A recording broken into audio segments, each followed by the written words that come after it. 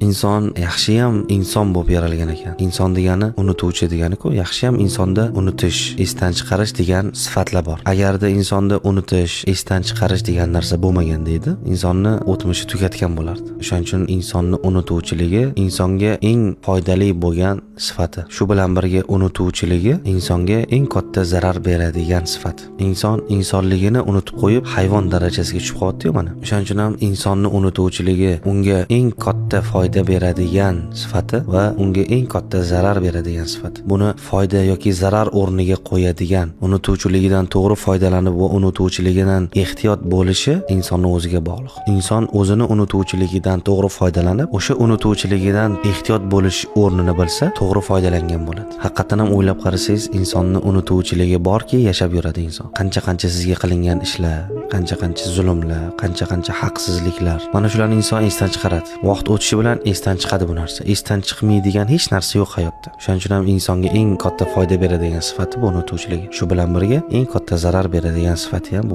unutuvchiligi.